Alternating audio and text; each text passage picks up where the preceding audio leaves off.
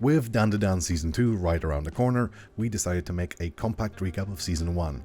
Now this show is packed with a lot of things going on every episode, so we have a lot to go over. Also, disclaimer, if you forgot, there is a lot of weird stuff in the show, so just get ready to buckle in. The story follows two protagonists, Momo Ayase and Ken Takakura.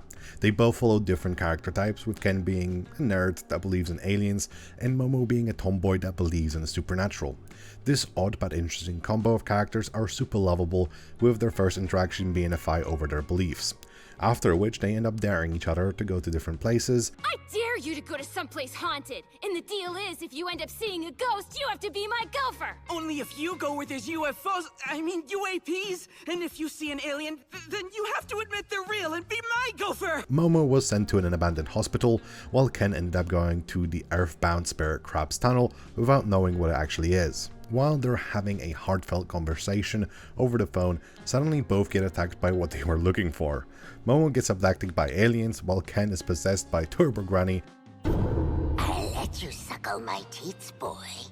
After which Ken transports to Momo while possessed and starts fighting the aliens as Turbo Granny. Within this absolutely weird set of circumstances, Momo awakens her psychic powers after Ken gets fucked up by the aliens. The only explanation for this power is that her grandma taught her a ritual to do every day when she was super young. The fight concludes with the UFO that was disguised as a moon crashing, while Turbo Granny escaped with Ken's PP. You know, I mentioned that things were gonna get weird. So yeah, now that they've escaped the aliens, they plan to retrieve his genitalia. They regroup at Momo's house while her grandma is away, but they need to remove a talisman because every time Ken tries to walk through the gate, he gets set on fire.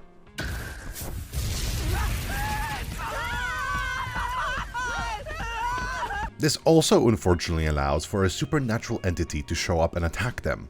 This ghost thing hits them with a fucking domain expansion that traps them and forces them to fight. The whole fight is them using their abilities as best as they can, but it's apparent they don't know what the fuck they're doing. Luckily, Momo uses her quick thinking to save them by putting the talisman back where it belongs, burning the creature, making both its domain and it vanish. Because Momo uses her powers so much, she ends up passing out, making Turbo Granny take over Ken's body, ending episode 2.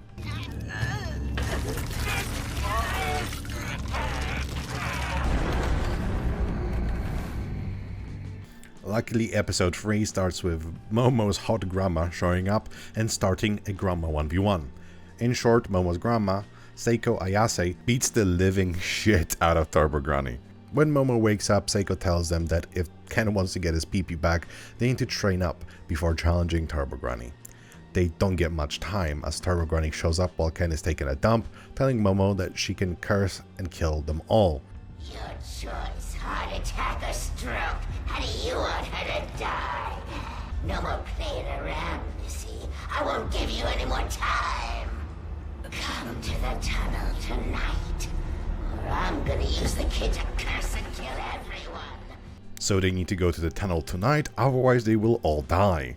Seiko cannot help them because her powers are limited to a certain territory that she cannot leave without losing her powers. So they need to execute her plan by themselves.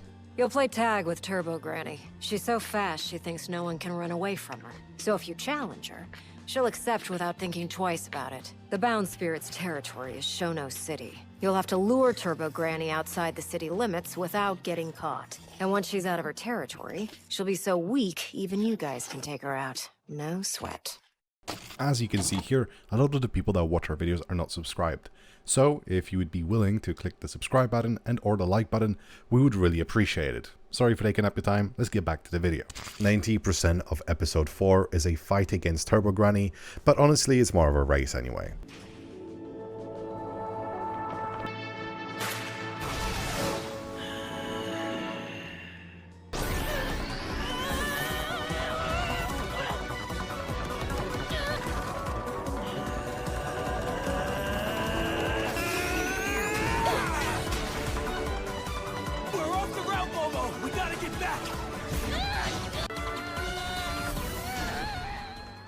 After a really long chase, they're finally able to get Granny to jump onto a train with them that will go from one city onto the next so they can actually execute their plan. Yeah. Welcome to Kamigawa City.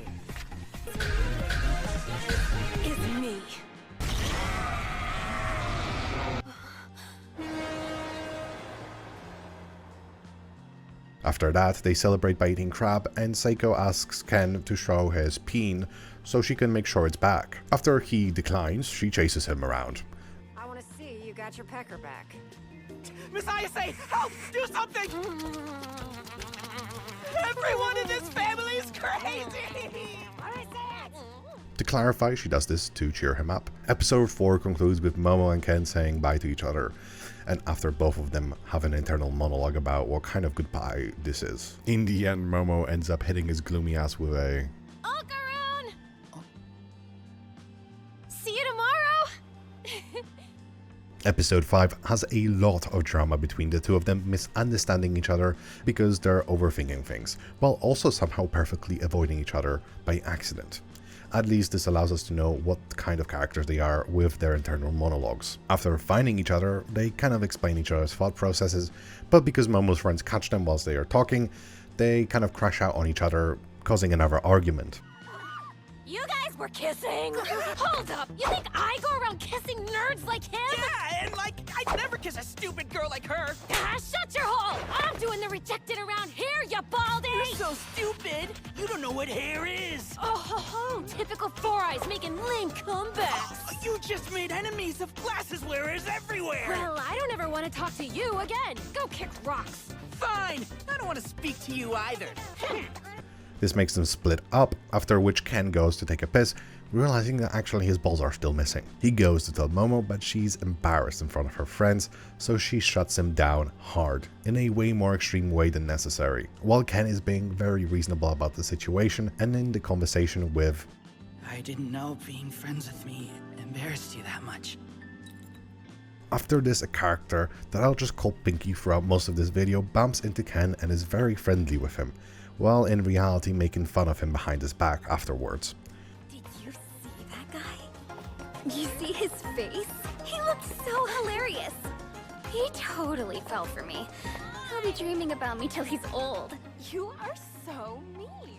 With Momo overhearing the convo, she gets pissed and chucks a metal ball, I think? I'm not really sure what this is. Anyway, she throws it at her head using her psychic powers.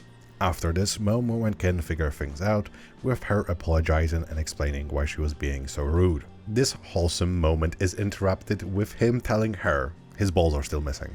They come up with the solution of literally smacking the curse out of him, which works and makes Turbo Granny possess a cat doll. This ritual, while separating Granny from Ken, allowed him to keep her powers. At the end, Turbo Granny explains that she doesn't have his balls and doesn't know where she dropped them, so now they have no leads.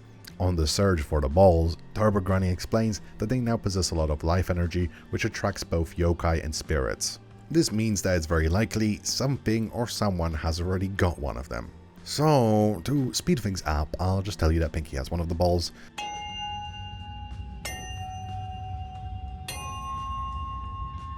Ow! Jeez, stupid flippin'. And for some reason, she kidnaps Momo because she thinks Momo is a demon. While Momo is resisting, suddenly a yokai appears at the same time as Ken does. This all starts a really big fight.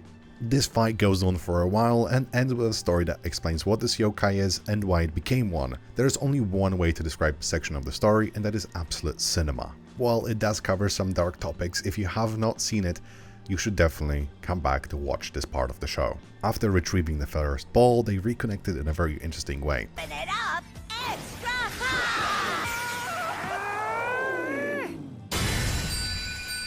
Also, Pinky's now part of the crew, but she still thinks Momo's a demon, adding Ken to the list of possible demons after seeing him transform. The next day at school, Pinky has a 180 with her suddenly developing a crush on Ken, so she jumps him while he's training on lunch break, trying to steal a kiss from him.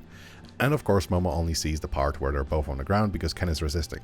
So she gets the wrong idea again. In the end, their sulking and misunderstanding problems are interrupted in the middle of class as they are summoned into another domain expansion that only affects our trio. This time the opponents are a Loch Ness monster that can blast lasers from its mouth, and a boxing shrimp that's in cahoots with the banana thieves from episode 1. Episode 9 is mostly the fight, with Pinky being able to use the powers of the dancing yokai from episode 6 and 7, but there's also partial nudity with Ken being fully naked but not showing his PP because of creative camera angles and posing. As for the girls' clothing, everything is destroyed besides their underwear. This and episode 1 are the only ones that have this kind of nudity, this episode obviously being a more extreme case, with us seeing Ken's cheeks. So from my understanding, the dub version is censored with cropping, while the sub has no cropping at all. After the fight, our trio comes back to the school, wet and mostly naked. So after everyone sees them running in the hallway, they get some spare uniforms from the nurse that seems to be a dominatrix. Look, episode 10 has more drama that I'll just be skipping. They do end up helping the shrimp that was in the fight, after finding out he was only trying to get money to pay for blood that his family needs.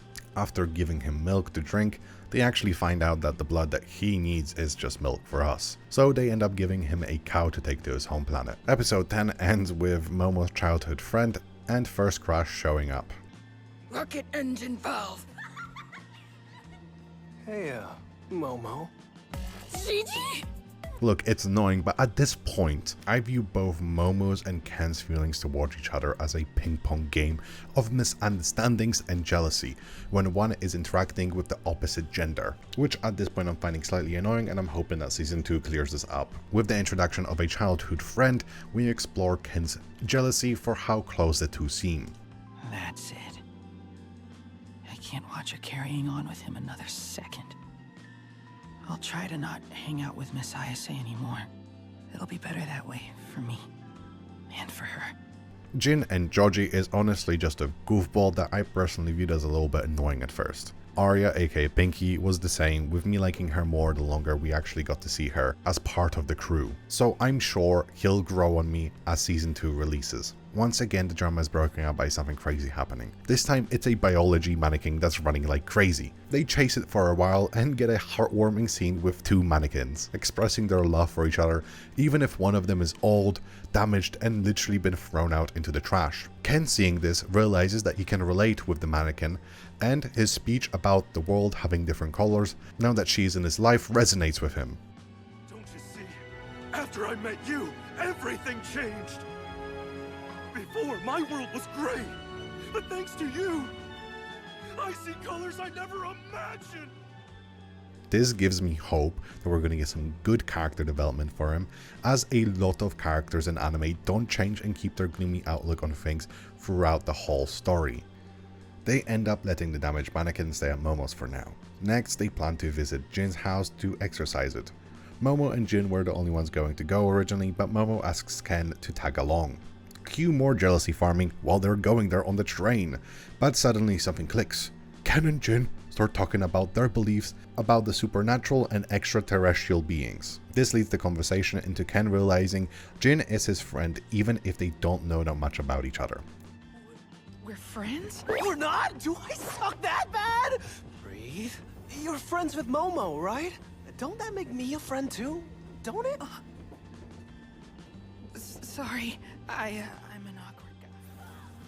After arriving, they find nothing at first, making Momo dip to go into the hot springs, leaving Ken and Jin to hang out. They fuck around, fighting over who likes Momo more, when suddenly Ken realizes that the house is bigger on the outside than the inside. Jin decides to make a hole in the wall, revealing what makes this house weird, while Momo gets attacked in the hot springs by some super creeps. At first I thought this was a weird place to stop the story, but after reading the manga I realized the next section is just that long. So the next part of the story is gonna take the majority of the next season from what I've read. We plan to make more recaps in the future, so should we make them more detailed, or was this level of detail fine? We'd love to get any feedback. Also, are you hyped for season 2 as much as we are, or are you scared they might fuck up the production with the show being slightly lower quality? If you'd like for us to go into the manga, mention that in the comments, as we're interested in doing so if there is demand. So overall, thank you for watching, hope you're having a wonderful day, and I'll see you in the next video.